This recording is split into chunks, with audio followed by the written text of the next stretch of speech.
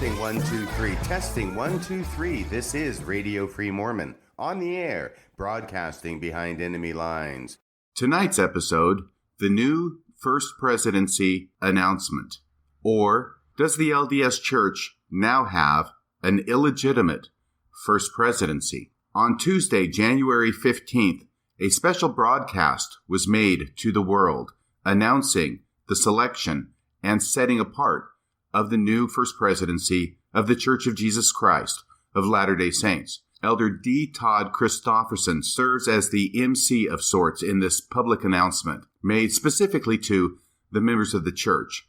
The announcement itself runs approximately 18 minutes long and needs to be distinguished from the press conference that is held shortly thereafter.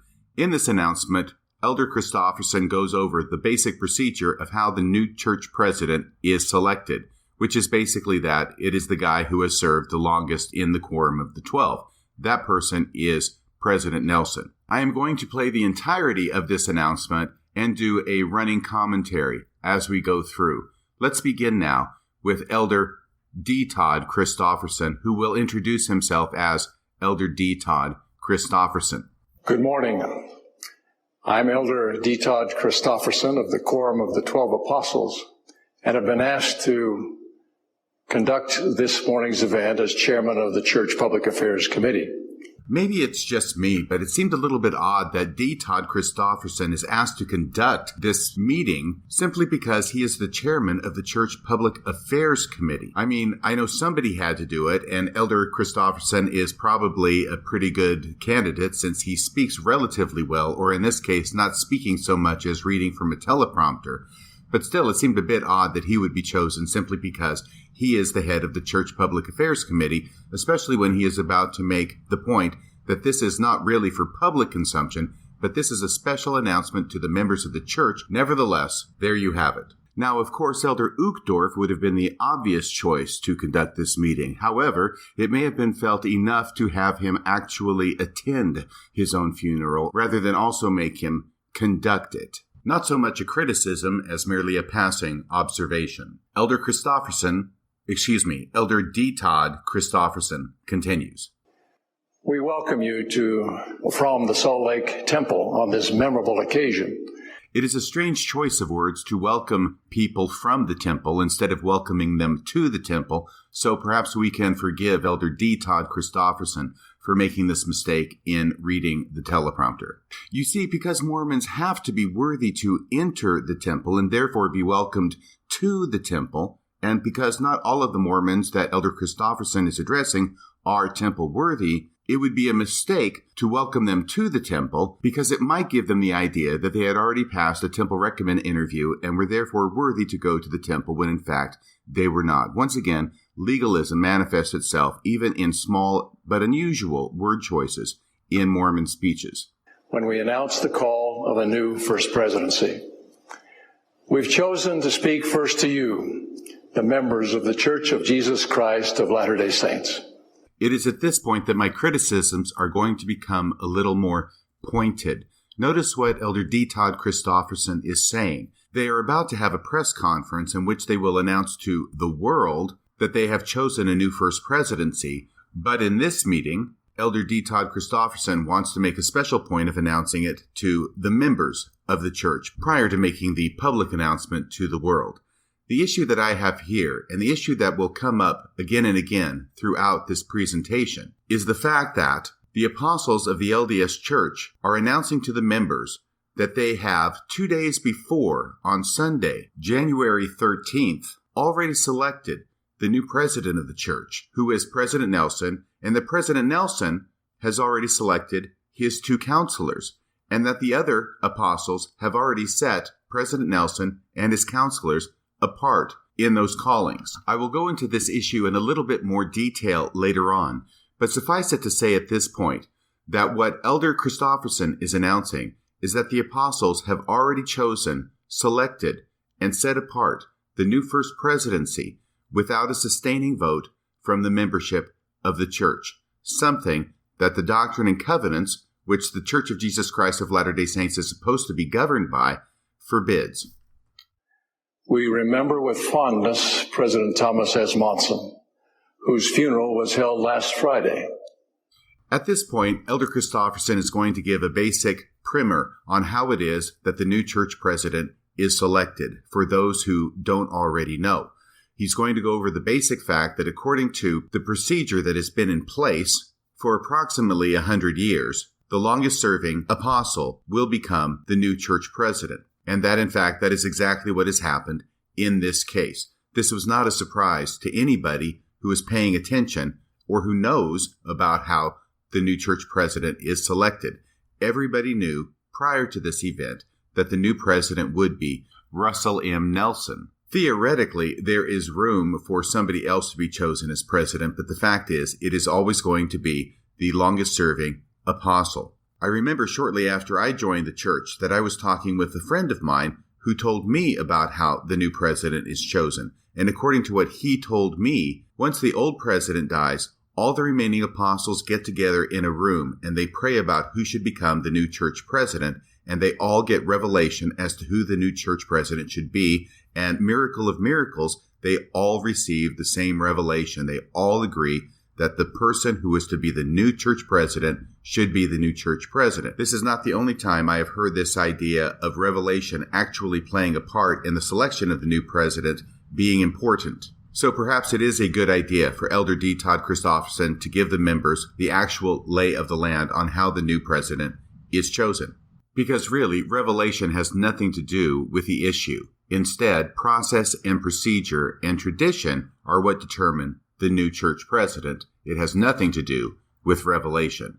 Really, the only question at this point was not who the new church president would be, but who his counselors would be, and whether Elder Uchtdorf would survive the purge. A week before this announcement was made, I had a conversation with my daughter who has recently returned from a mission to Germany and who has a special place in her heart for Elder Uchtdorf. I told her first off that Elder Nelson would become president of the church because that's just the way things are done in the LDS Church. But I then told her that it was very likely that Elder Uchtdorf would no longer be in the First Presidency. When she asked me why, I did not go into detail, but I simply said, I don't think Elder Nelson and Elder Uchtdorf see eye to eye. As it turned out, I learned of the new First Presidency first in a text from this same daughter, who texted me saying Uchtdorf is out, and then she added her own personal comment, I am not pleased. My daughter isn't the only person who was not pleased by this change in leadership. I have spoken with a number of members of the church, including those in high leadership positions,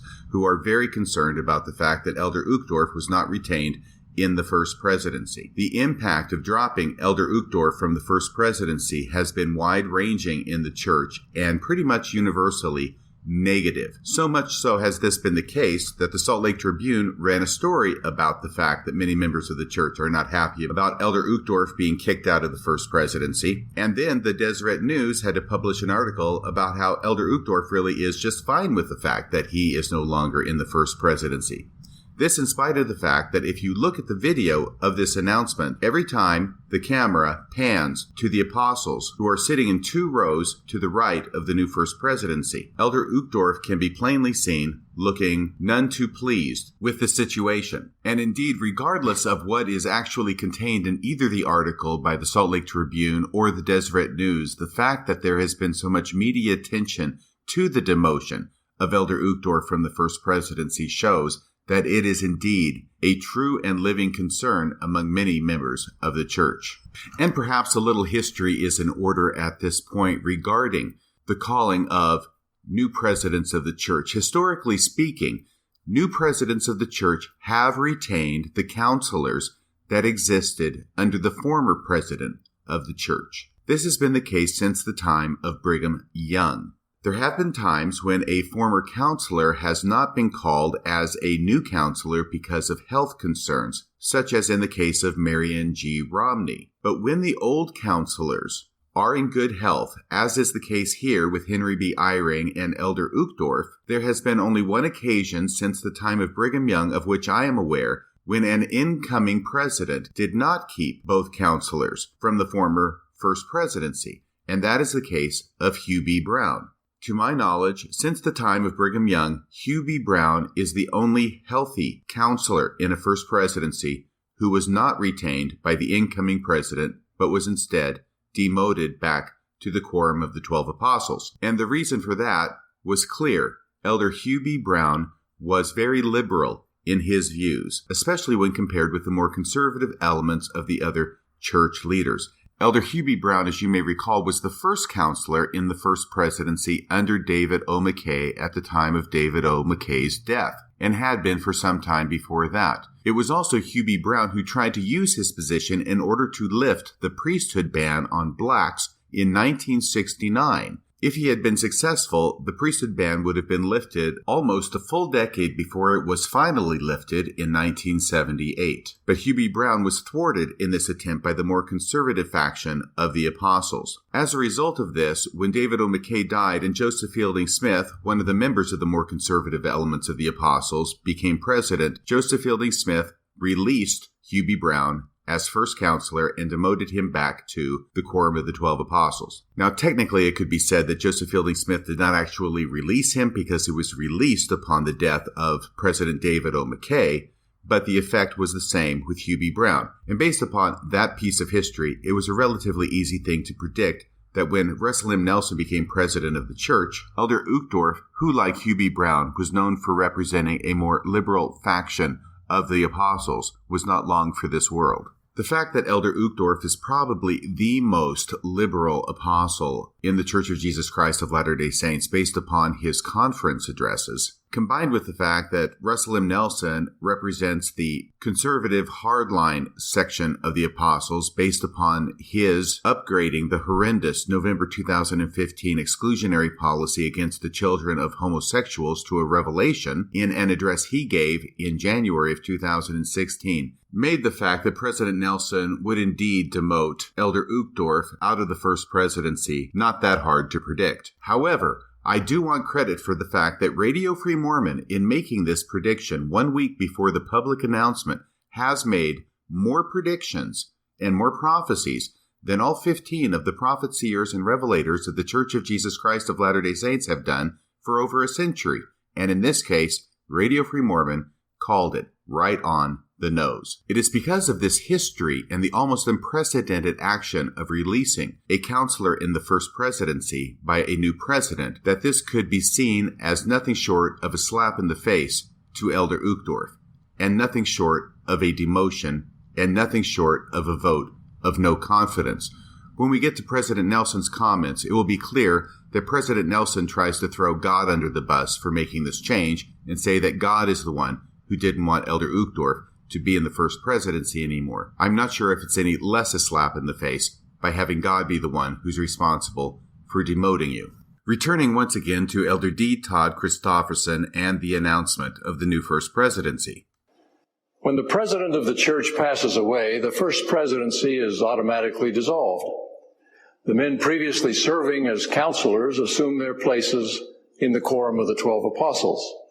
And that quorum assumes leadership of the church with the senior apostle at its head.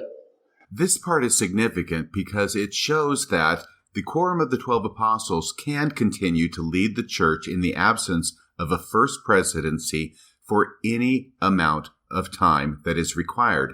In fact, between Joseph Smith and Brigham Young, there was a 3-year period that the Quorum of the 12 Apostles led the church. Between Brigham Young and John Taylor, there was another period of time that was over a year, and between John Taylor and Wilford Woodruff, again, over a year passed before the new First Presidency was reorganized.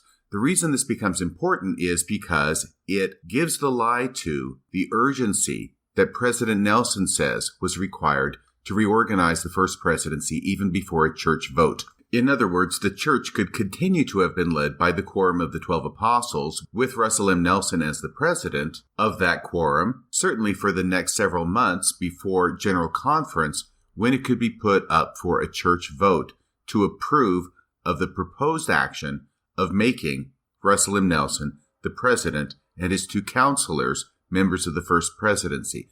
But this was not done. What the church signaled to the members is that the apostles do not need the common consent of the members to choose the new president of the church or to reorganize the new First Presidency. Instead, they will go ahead and take care of this business behind closed doors. They will announce it to the members, and then we will have a First Presidency operating in the church for 3 months prior to the next General Conference in April, when there can be an opportunity for a sustaining vote. Now, I think we all know by this time that pretty much every time anything is put in front of the general membership of the church for a vote, it is virtually unanimous. It is as unanimous as the election for president in North Korea.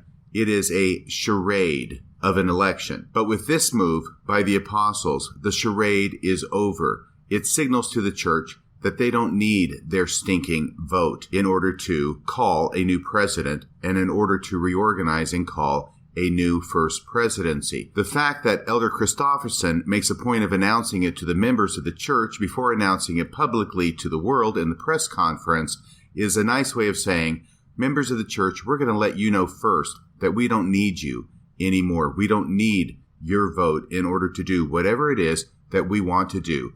Last year, Radio Free Mormon did a 2-part episode called Apostolic Coup d'etat, in which I demonstrated how, after the death of Joseph Smith, the Quorum of the 12 Apostles, under the leadership of Brigham Young, systematically took over control of the LDS Church. First, they took over the First Presidency. Then they took over leadership of the church, where stakes are organized from the High Council. They relegated the First Quorum of the 70 to an inferior status. They got rid of the office of Church Patriarch, which was higher than the Quorum of the 12 Apostles in the leadership system of the church. And finally, today, with this announcement, the Apostolic Coup d'etat is complete. Not only have they taken over every function of the Church of Jesus Christ of Latter-day Saints in contradiction to the revelations of God and the history of the church, now they have taken over control from the members of the church. No longer is a sustaining vote necessary from the members of the church. No longer do they have to wait for a vote from the members of the church to take office. Instead, they are running the show, and the members have no place in the process. The apostolic coup d'etat is complete. When the Lord gave the name of the church in the Doctrine and Covenants in 1838, he gave the name as the Church of Jesus Christ of Latter-day Saints. The Latter-day Saints part was actually important in that designation, because not only is this the Church of Jesus Christ, it is also supposed to be the Church of the Latter-day Saints. But now it is clear that this is no longer the Church of Jesus Christ of Latter-day Saints. Rather, it is the Church of President Nelson and the Quorum of the 12 Apostles. Going back to Elder Christofferson. Soon after the death of a president of the church, members of the Quorum of the 12 meet in the temple to consider reconstituting the First Presidency. Please note here that this is a consideration that the apostles first consider soon after the death of a president, whether the First Presidency should be reconstituted. It is not something that has to happen immediately. In fact, the history of the church shows that in the first 3 successions, it did not happen immediately, but rather years intervened between the death of the president and the reconstituting of the First Presidency. And during those years, the church was led quite capably and ably by the Quorum of the 12 Apostles. So this decision is something that did not have to happen immediately before the church membership could vote on it. What the apostles have done with the First Presidency is an exception to the rule in all other cases, even in current church administration. Think about the last time you were present when a new bishopric was formed in your ward. Was the bishopric chosen, called, and set apart prior to presenting them to the ward for a sustaining vote? No, they weren't. They were presented for a sustaining vote first, and then afterward, they were set apart to the calling. The same goes with the stake presidency. A stake presidency is first presented to the stake, and then if they are sustained, then they are set apart to their calling. Instead now, the Quorum of the 12 Apostles violates the rule that is applicable and applied in every other area of the church, and says that for them, they don't have to have a sustaining vote before they can call and set apart a new president of the church and a new First Presidency in the church. This is the most important position and the most important ruling body in the church, and yet the apostles have completely circumvented the established order of things in the church in order to do this. Now, it may well be that this is not the first time that this has happened. The last time it happened that a new president was called was about 10 years ago with President Monson, and frankly, I was not as attuned to this issue then as I am now, and perhaps it is just striking me full in the face with this new announcement. But regardless of whether this is the first time it happened or it has happened before, it is wrong, wrong, wrong. Back to Elder Christofferson. Throughout our history, the senior apostle has always become the successor president of the church. This much is correct, but this begins an interesting dichotomy in the presentation between Elder Christofferson stating the fact that everybody knew who would become the new president. It's the guy who's been an apostle the longest, i.e. President Nelson, but it is counterposed by other comments that are made along the way that make it sound like this is the result of direct divine intervention and revelation. You'll see what I mean when we get to those points. This system precludes any posturing or campaigning for position. You will also note that it precludes any requirement of revelation on the part of the apostles in choosing the new president of the church. Revelation is supplanted by procedure. Legalities and formalities are the way God runs his church today. And provides continuity, seasoned maturity, experience, and extensive preparation for the one who becomes president. It also ensures that the president will be very old by the time he assumes his position, in this case, 93 years old. As Elder John A. Whitsoe observed, this is a wise procedure. It places at the head of the church the apostle who has been longest in service. He's known well to the people and trusted by them. He himself knows the procedure of church affairs. He is no novice to be trained for the position. And what do any of those qualifications have to do with being a prophet of the living God? I ask you. Joseph Smith seems to have made out okay as a prophet without any of that training that's referred to here. Or at least I would expect the current leaders of the church would have to admit that he did. The new president is set apart by the apostle next in seniority, joined by all the other quorum members by the laying on of hands. But once again, this is only supposed to happen after there has been a sustaining vote from the membership of the church. I've referred a couple of times now to the fact this is contrary to the revelations and the Doctrine and Covenants. Let me go into a little bit more detail on this. Section 20 of the Doctrine and Covenants states in verse 63, the elders are to receive their licenses from other elders by vote of the church to which they belong, or from the conferences. You see, this wasn't just a mindless sustaining vote that happened every 6 months at General Conference. Instead, this was a real vote, as in voting for somebody for office. If they got a majority of the vote, then they could go ahead and be sustained. If they did not get a majority of the vote, then they could not be sustained and set apart. Verse 65 states, no person is to be ordained to any office in this church. Let me repeat that again in case you didn't catch it the first time.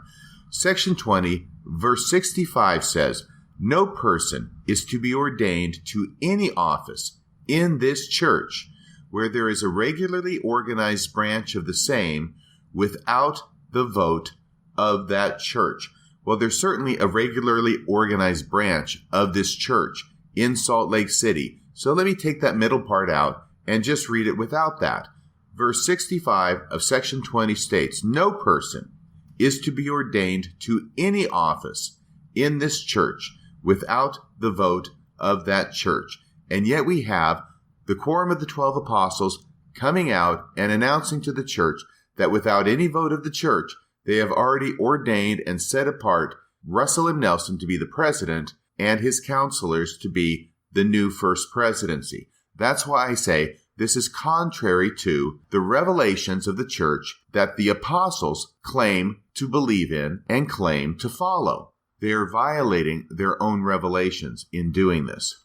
Section 124 of the Doctrine and Covenants makes the same point in a different way. This is in 1841. Section 20 was given in 1830, 11 years earlier, but the same kind of thing applies. Here the Lord is giving in this revelation different names of people to fill the different positions of leadership in the church.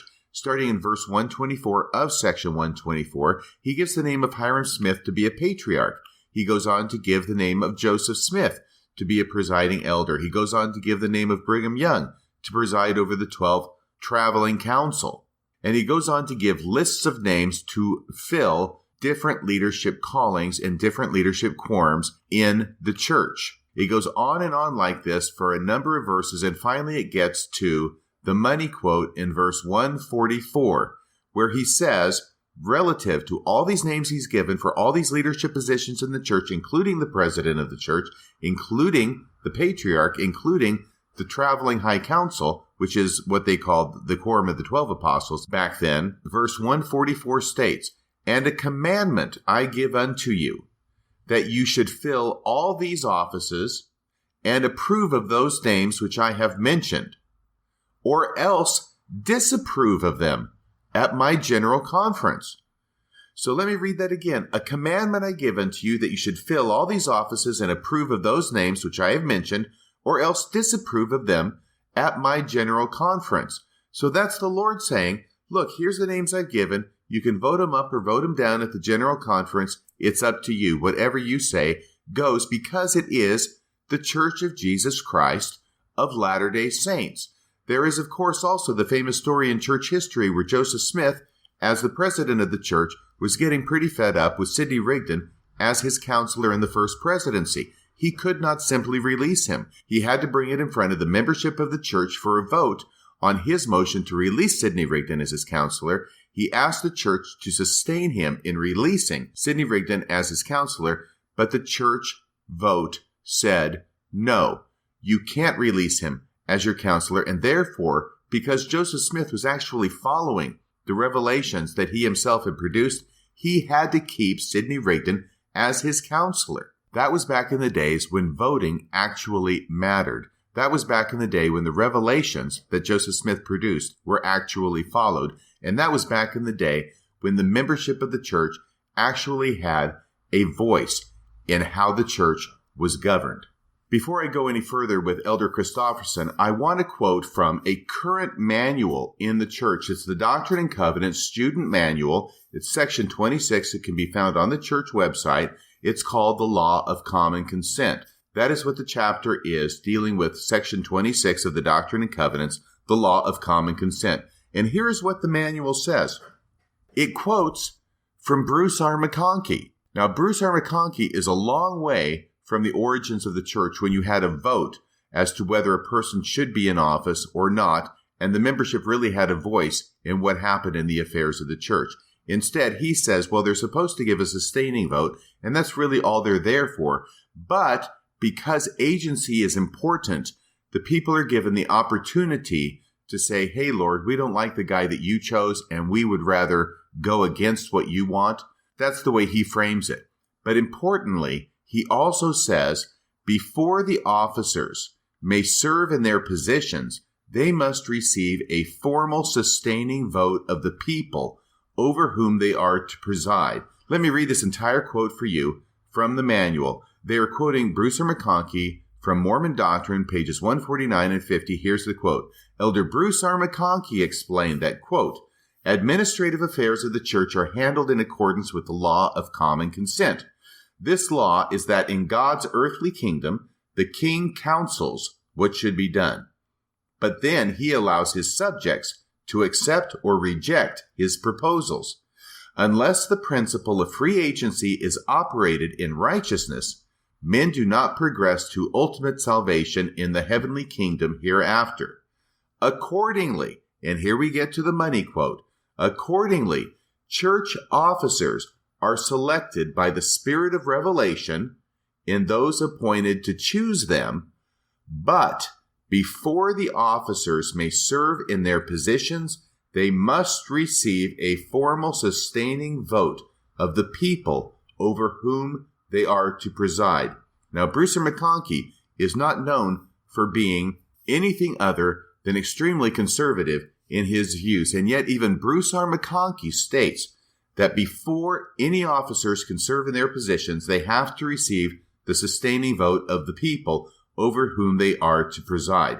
This is what Bruce R. McConkie said in Mormon Doctrine 50 years ago, and this quote is in a current manual of the church available on the church website. And yet, the current leaders of the church are violating this principle. Also in the same chapter of the same manual is a quote from Joseph Fielding Smith from his Doctrines of Salvation, Volume 3, page 123. The manual first asks the question, could a person hold an office in the church without the consent of the people? That's the question the manual asks. Then they quote Joseph Fielding Smith to say, no. The answer to that question is no. A person cannot hold an office in the church without the consent of the people. Here's the quote. No man can preside in this church in any capacity without the consent of the people. Let me repeat that. No man, I think that includes Russell M. Nelson, can preside. Well, let's see. He's already been set apart as the president. I think that means he presides in this church in any capacity. I think that includes the president of the church, without the consent of the people. The Lord has placed upon us the responsibility of sustaining by vote those who are called to various positions of responsibility. No man, should the people decide to the contrary, could preside over any body of Latter-day Saints in this church, and yet it is not the right of the people to nominate, to choose, for that is the right of the priesthood. So he's saying the same thing as Elder Bruce R. McConkie, his son-in-law, said later. And once again, Joseph Fielding Smith was not known for being one of the radical liberal elements of the church. And before I leave this subject completely, I also have to mention the fact that in the same manual, where it's talking about the law of common consent, it says this, quote, this is from the manual on the church website, not only are church officers sustained by common consent, but this same principle operates for policies. Did you hear that?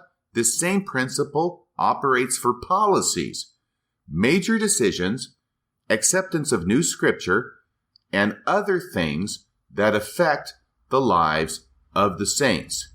So my question is, if the law of common consent operates for policies and other things that affect the lives of the saints, when was the November 2015 exclusionary policy sustained by common consent of the members? I must have missed that general conference.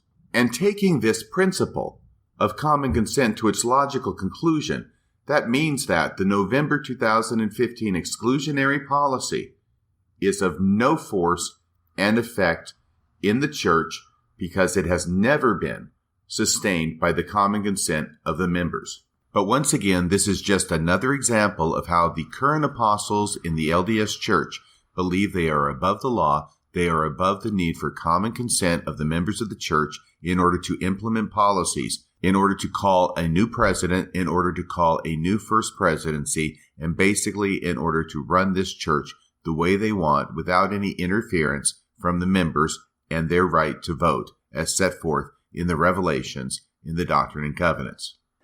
Guided by the divine inspiration he receives, the president selects his counselors, and then with the other apostles sets them apart. This is the only place in the process where any revelation is even allowed for, is when the new president, who has already been selected by the procedure established in the church, chooses his counselors. And if it is by divine revelation, as stated by Elder Christofferson, then the divine revelation is that Elder Uchtdorf is no longer wanted as a counselor by the God of heaven and earth. Elder Uchtdorf has, in effect, been demoted by God. No wonder Elder Uchtdorf appears throughout this meeting as someone who is trying as best he can to get through a difficult situation, an embarrassing situation, even a humiliating situation. And never once during this entire meeting, as far as I can tell from the video, does Elder Uchtdorf look over at the First Presidency with a smile on his face and an approving nod, as the rest of the apostles do. In fact, Elder Uchtdorf never looks over at the new First Presidency at all. The only time I see him smile during the entire event is when he looks over and shares a smile with his wife sitting in the audience. It seems to be a response to a smile from her of support. And this one smile from Elder Uchtdorf to his wife during the meeting can be seen at the 9-minute, 12-second mark in the video. Following the reorganization of the First Presidency, the apostle who has served the second longest is set apart as president of the Quorum of the 12. If the second longest serving apostle is called into the First Presidency, the apostle next in seniority is appointed as acting president of the 12. Here is where things get a little complicated. Elder Christofferson has to go into this detail because the three longest-serving apostles at this point in order are Nelson, Oakes, and Ballard. Elder Oakes has been called into the First Presidency. He would otherwise be the president of the Quorum of the 12. Elder Ballard is next, and therefore Elder Ballard will be serving as the acting president of the Quorum of the 12. That special meeting in the temple in this case took place last Sunday morning in a setting of fasting and prayer. Here is the point where Elder Christofferson says that this meeting already took place. The First Presidency was already called. It happened 2 days ago, and we're just letting you know about it now. We don't need your sustaining vote. We're just letting you know that we already did this and passing on the good news to you. It is also not clear why they needed to meet in a spirit of fasting and prayer, inasmuch as it was already determined by church procedure that Russell Nelson would be the new president, and apparently prior to the meeting he had already chosen who his two new counselors would be, inasmuch as they were called and set apart in this same meeting on Sunday. As a participant, I must say it was a sweet, sacred experience in which the Lord's will was clearly manifest and all were in full accord. Now here we get to the other aspect of the description of this process that I mentioned before. Earlier, Elder Christofferson makes it clear that this is simply a matter of church procedure. This is the way things happen. Russell Nelson is going to be the new president because he is the longest serving apostle. Case closed. Everybody knows it going into it. But now he shifts and says that it was a sweet and sacred experience during which the will of the Lord was manifested and all were in accord. Well, how was the will of the Lord manifested in a meeting where the outcome was already assured and no revelation was needed, none was requested, none was received? It was a simple matter of doing what the church policy and procedures already dictate. Here's where we see policy and procedure being redefined and recast as the will of the Lord, and essentially what constitutes the new definition of revelation in the LDS Church. This experience confirmed once again that Jesus Christ directs his church. And apparently this experience also once again confirms that when leaders say Jesus Christ directs his church, what leaders actually mean is the leaders are following the policies and procedures of the church and don't need any revelation from Jesus Christ to do it. We're pleased to announce to you this morning that President Russell M. Nelson was set apart as the 17th president of the Church of Jesus Christ of Latter-day Saints on January 14, 2018, with President Dallin H. Oakes as first counselor and President Henry B. Eyring as second counselor in the First Presidency. And here's the point where Elder Christofferson finally drops the bomb that Elder Uchtdorf is no longer in the First Presidency. Not only is Elder Uchtdorf out and Elder Oakes in, Elder Eyring has been demoted from first counselor in the First Presidency to second counselor in the First Presidency. This is a big day, though, for Elder Oakes, who gets promoted out of the Quorum of the 12 Apostles to first counselor in the First Presidency. And this announcement is made all in the context of saying, we did this 2 days ago. We didn't need a sustaining vote from the members, in spite of the fact that that's what the revelations of the church require. This reminds me of the book Animal Farm by George Orwell, where at the beginning, the animals revolt against the farmers and put up as one of their primary commandments, all animals are equal. However, as you will recall, by the end of the book in chapter 10, that line has been amended by the leaders to say all animals are equal, but some animals are more equal than others. We will now hear from President Russell M. Nelson, followed by each of his counselors. At this point in the podcast, I'm going to change the format a little bit. Instead of running the tape continuously and making comments here and there, I am going to pick and choose a few comments made by the new First Presidency that I find of particular interest, and will make a few comments about those, and then I'll close out the podcast. Frankly, I think that I've said pretty much everything that I already have to say about why it is that I feel that because of this new First Presidency, was called and set apart without a vote of the membership of the church, it can fairly be characterized as an illegitimate First Presidency. Let's go to President Nelson now and see what he has to say. When a president of the church passes away, there is no mystery about who is next called to serve in that capacity. There's no electioneering, no campaigning, no revelation, but only the quiet workings of a divine plan of succession, put in place by the Lord himself. Now hold on there just a second, President Nelson. The succession plan was put in place by the Lord himself? If that's true, which it's not, would you mind showing me the revelation where God put in place this particular succession plan that the oldest, longest-serving member of the Quorum of the 12 automatically becomes the president of the church? And while you're looking for that revelation, President Nelson, maybe you could show me the revelation that says that the First Presidency can be called and set apart without a sustaining vote of the church membership. I'd like to see that one too. Not only is there no revelation that says the senior member of the Quorum of the 12 Apostles should become president of the church, there has also, historically speaking, been a variety of ways that have been used to determine seniority in the Quorum of the 12 Apostles. For example, when the original apostles were called in 1835, they were arranged in seniority by chronological age. The oldest member was the president of the Quorum of the 12, and the youngest member was the junior member of the Quorum of the 12 Apostles. Later on in Brigham Young's administration, he tinkered some more with the order of seniority of the apostles. It was 1875. Brigham Young was getting toward the end of his life. He would pass away 2 years later in 1877, and it appears that he wanted John Taylor to become the next president. Unfortunately, ahead of John Taylor in apostolic seniority were Orson Hyde and Orson Pratt.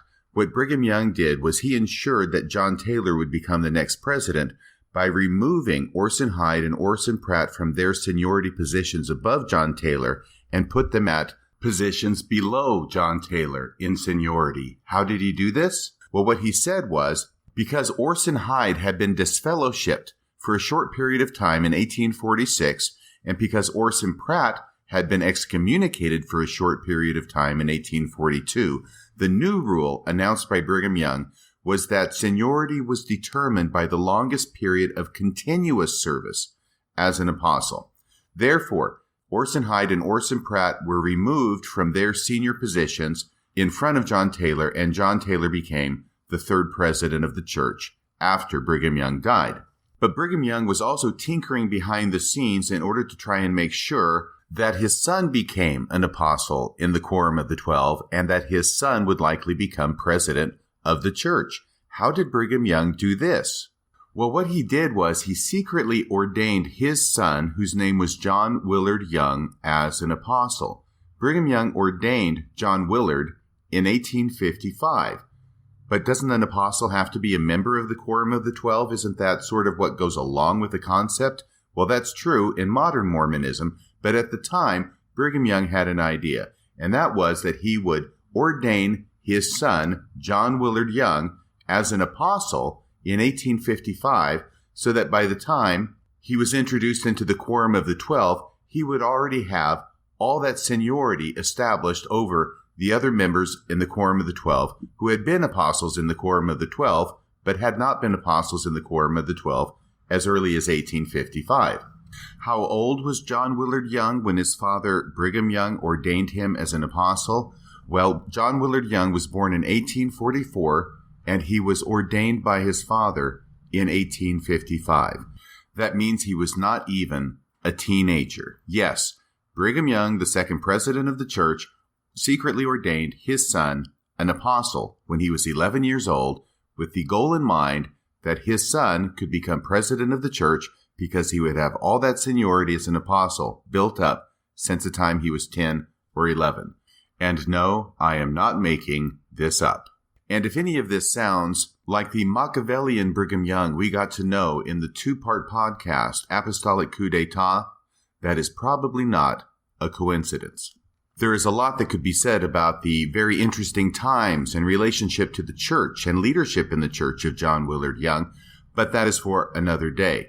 Suffice it to say here that because the leadership of the church did not want John Willard Young to ascend to become the president of the church, which he actually could have upon the death of Lorenzo Snow, it was decided to change once again the seniority-based system in the Quorum of the 12 Apostles. It was not the longest-serving apostle. Rather, it became the longest-serving, continuously serving apostle in the Quorum of the 12 Apostles. So when President Nelson says that this plan of succession was put in place by the Lord himself, that is a highly dubious statement for him to make. In fact, it is almost as dubious as his January 2016 claim that the November 2015 exclusionary policy was received by revelation from God. Let's see if President Nelson has anything else interesting to say. I've served in the Quorum of the 12 under 5 previous presidents of the church. I have watched each president receive revelation and respond to that revelation. Don't you just sometimes wish there were opportunities to ask follow-up questions like, what revelations are you talking about that the past 5 presidents have received and acted upon that you say you have witnessed? The president immediately before you was Thomas S. Monson. What revelation did he receive? I know you seem like you're going to die on the hill of the claim that the exclusionary policy was a revelation received by Thomas S. Monson, but really, President Monson never received any revelations, or at least I am safe in saying that Thomas S. Monson never claimed to receive any revelations. The president before him was Gordon B. Hinckley. What revelation did Gordon B. Hinckley receive? Are we talking about that men should wear no earrings and that women should wear only one pair of earrings? Is that the revelation you're talking about? How about Howard W. Hunter, the president before Hinckley? He served only 9 months. He must have received a revelation very quick since he served as president for such a short period of time. There is no record of Howard W. Hunter claiming to receive any revelation. Before him was Ezra Taft Benson. What revelation are we talking about with Ezra Taft Benson? Are we talking about the 14 fundamentals of following the prophet? Well, wait, that wouldn't count because actually he gave that talk before he was president of the church. Thank God. And before him was Spencer W. Kimball. That's number 5 before Russell M. Nelson. Spencer W. Kimball could be credited with receiving a revelation to lift the priesthood ban, but really when you look at that from a historical perspective, there was no revelation. That was simply a political move that was long past due. So really, Russell M. Nelson seems to want to keep alive this myth that the presidents of the church receive revelation from God when actually they are barren. They are devoid of revelation. There is no connection between heaven and earth insofar as the leadership of the LDS Church is concerned. And along with the idea of promoting the idea that current leaders of the church actually receive revelation, Russell M. Nelson is going to go all in and intimate as strongly as he can that the leaders of the church also have personal visitations with Jesus Christ. We talked about this in a prior episode called Have the Apostles Actually Seen Jesus Christ? In that episode, we examined the historical data and concluded that modern apostles have not seen Jesus Christ, and yet they try and choose their language, or to be fair, some of them try and choose their language very carefully when they're testifying of Jesus Christ in order to give the impression that they have seen Jesus Christ without actually coming out and saying that they have seen Jesus Christ. Here is President Nelson's entry into the competition, and you will see that he gets very high marks in this category. Listen to how he implies that he has seen Jesus Christ without actually coming out and saying it. I declare my devotion to God, our eternal Father, and to his Son, Jesus Christ. I know them, love them. So President Nelson not only loves Heavenly Father and Jesus Christ, he knows them, if you know what I mean. Wink, wink, nudge, nudge. Not only is President Nelson wanting to keep alive the myth that revelation continues in the church, but also that personal visitations from Jesus continue. All the apostles have seen Jesus Christ, especially the president of the church, and that is why you should do what they say, because, you know, Jesus. And finally, what would an address by the new president of the church be without blaming the members of the church who have left the church for staying away from the church and not coming back? Here's what President Nelson has to say on that score. Now, if you have stepped off the path, may I invite you with all the hope in my heart to please come back. Whatever your concerns, whatever your challenges, there's a place for you in the Lord's church. Unless your parents are gay. Notice that the only reason people leave the church is not because of anything the church does that's wrong. It's not because of anything the church leaders do or have done that's wrong. It is always the fault of the members. It is because of your challenges. It is because of your concerns. Come back to the church. We won't do anything to address those concerns or talk about those challenges. No, just come back, get over your concerns and get over your challenges, and then you are welcome back into the church. This is victim blaming, pure and simple. Now, I hate to break it to you, President Nelson, but the reason that so many people are leaving the church is largely because the church is incapable of taking responsibility for any of its actions. And this has manifested itself primarily in the church's penchant for hiding its own history from its members. The church will not take responsibility for its own actions. And the other way it's manifest is by blaming the members whenever members leave the church, just like President Nelson did here.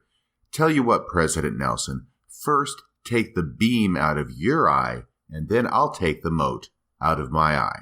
Okay? Well, that about concludes tonight's podcast from Radio Free Mormon. Late breaking news, this just in.